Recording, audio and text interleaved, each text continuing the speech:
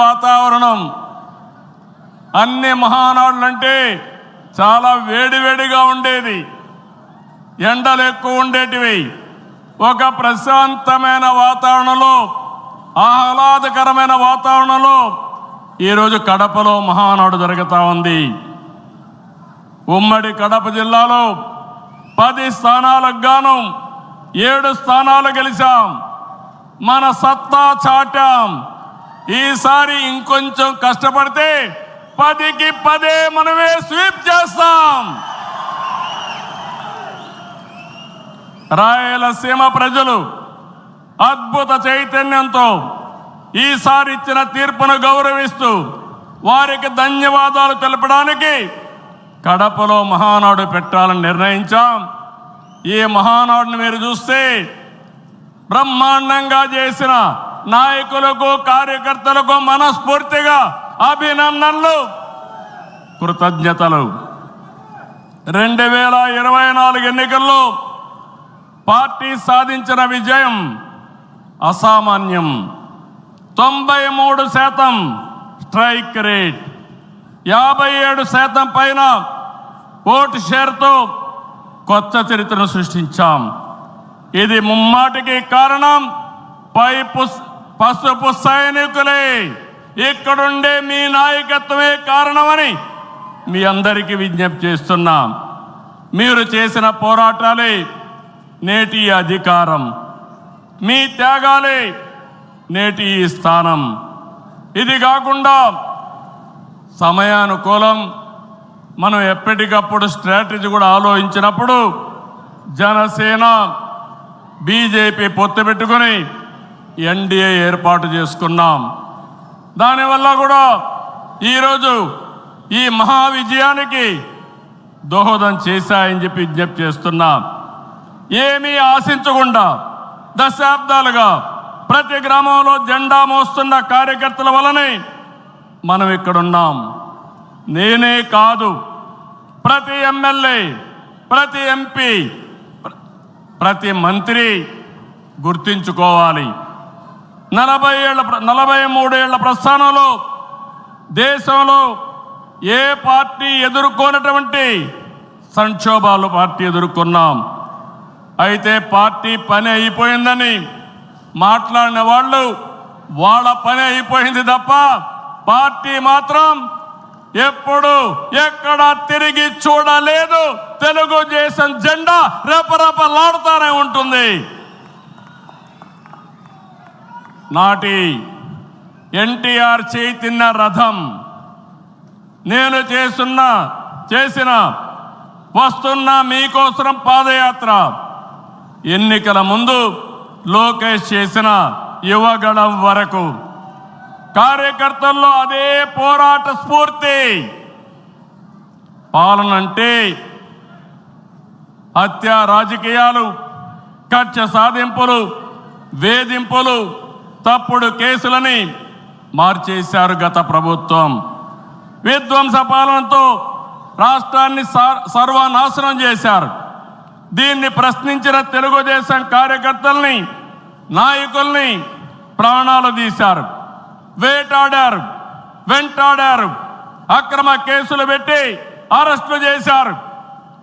కానీ ఒక్క వ్యక్తి కూడా ఎత్తిన జెండా దించకుండా పోరాటం చేసిన మిమ్మల్ని మనస్ఫూర్తిగా అభినందిస్తున్నా. ప్రశ్నించే వారి గొంతు నొక్కడానికి గ్రామస్థాయి నేతల గొంతులు కోశారు.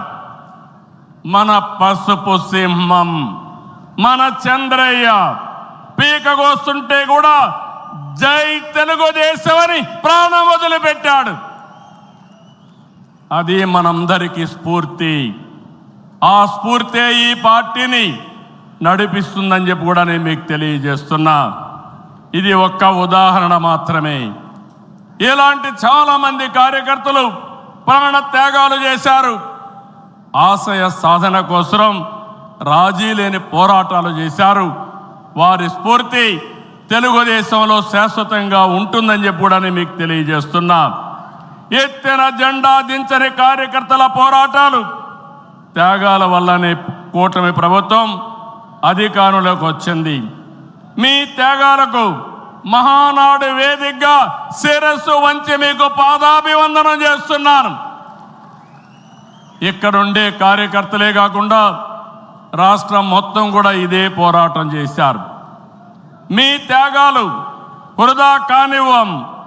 కార్యకర్తల కష్టానికి గౌరవం, గుర్తింపు ఇస్తాం, సంక్షేమం చూపిస్తాం.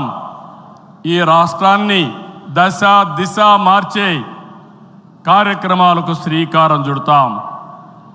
దేశంలో అనేక పార్టీలు ఉన్నాయి, కానీ ప్రజల జీవితాల్లో ఇంతగా ప్రభావితం చేసిన ఏకైక పార్టీ ఉందంటే అది ఒకే ఒక పార్టీ, తెలుగుదేశం పార్టీ. తెలుగు జాతి సంక్షేమం, అభివృద్ధి మాత్రమే అజెండాగా 43 ఏళ్ల టీడీపీ ప్రస్థానం సాగుతుంది. అటు తెలంగాణ నుంచి ఇటు ఉత్తరాంధ్ర వరకు అభివృద్ధి అంటే తెలుగుదేశం పార్టీ ఆవిర్భావానికి ముందు తర్వాతను చూడాల్సిన అవసరం ఉంది. ఇది చరిత్ర చెప్పిన వాస్తవం. సంక్షేమం, సంస్కరణలు, అభివృద్ధి, ప్రతిదానికి టీడీపీనే ఒక ట్రెండ్ సెట్టర్. టీడీపీ పాలనే ఒక బ్రాండ్ అంబాసిడర్.